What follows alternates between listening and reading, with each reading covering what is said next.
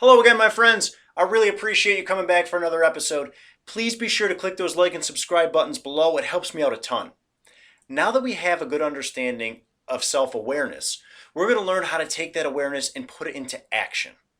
Self-management is all about those action steps. So in this episode, we're only going to focus on the actions. In short, self-management is all about how we control our emotions, abilities, and reactions. It's sometimes explained like how you react to stress or what you do when you're feeling down to pick yourself back up, which are definitely parts of self-management. But to be masters, we need to go deeper than this.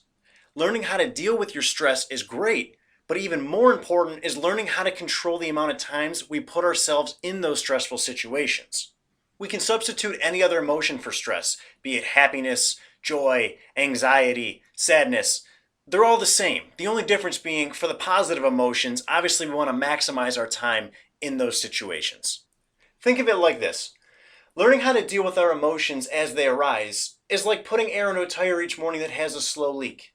It's not the worst thing in the world, but it does take time out of our day each morning, and as the day goes on, the performance of that tire does weaken.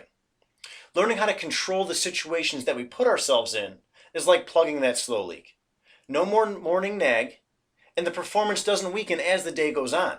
Obviously, this is a very simple analogy, and it's not possible to control all the triggers for our emotions. But the more proactive we can be, the better off we'll be in the long run.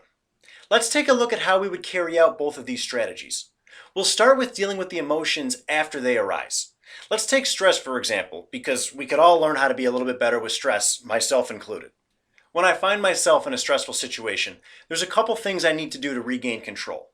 The first is going to sound extremely obvious, but running with our theme of honesty, I need to admit to myself that I'm stressed. By denying it, I just keep burying it and staying in this hamster wheel, and it does me no good. I'm only hurting myself. So step number one is to admit the emotion that we're feeling, which in this case is stress. Now that I've recognized and accepted the emotion that I have, step number two is to reflect back on our self-awareness and think about the things that we can do that correct that emotion. So for example, if stress is my emotion, what are some things that I know take me out of stress? For example, through reflection, I've identified that eating good food, working out, going for a run, or listening to music are all things that help me get out of stressful situations. Now I have a good baseline for some actions that I can take next time stress sets in, but I need to get even more specific than that. Our emotions are powerful, and when they set in, they can sometimes cloud our thinking. For example, I'm sure we can all relate to a time when we were stressed and we didn't think too clearly. So for this reason, we need to be extremely specific now in the planning of the actions we can take when that emotion sets in. For example, I wouldn't stay with just a song as a way to get myself out of stress. I'm going to identify exactly what song. For me, 2015 live album of Dave Matthews Band at Saratoga Springs, 4th of July weekend, Lie in Our Graves featuring Bella Fleck. Yes, that specific. That's how specific we need to get to build habits. I've used this song for the last 5 years, and now whenever I feel stress setting in, I just naturally reach for it and turn it on just like I reach for my toothbrush each morning. Do some reflection and go through this for the top 5 emotions that you feel each day. For positive emotions, just ask yourself, what specifically can I do to keep this emotion lasting longer? This exercise will give us some of the strategies we need for next time we're in the moment, but now let's take a minute to think about how we can use self-management to control the moments we find ourselves in. Going back to our example of stress, how can we use self-management to control the amount of stress that we feel? Again, because everything is building blocks, we need to go back and look at our answers from our self-awareness reflections. As I went through some of these exercises, I found that a huge stressor for me is showing up late to a meeting. I'm extremely rattled, I'm off my game.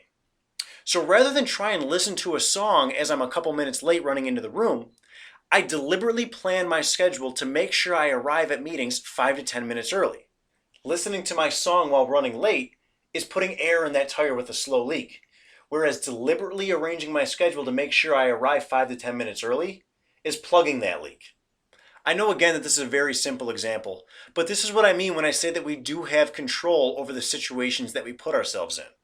If I know that I get stressed by working with a particular coworker, maybe I go for a walk out in the sunshine before dealing with them and remind myself to stay relaxed. If I know that some people's opinions on social media irritate me, I don't look at them. If I know that making it home on time makes me happy because I get to spend more time with my family, then I make sure to arrange my day so that I can leave the office on time.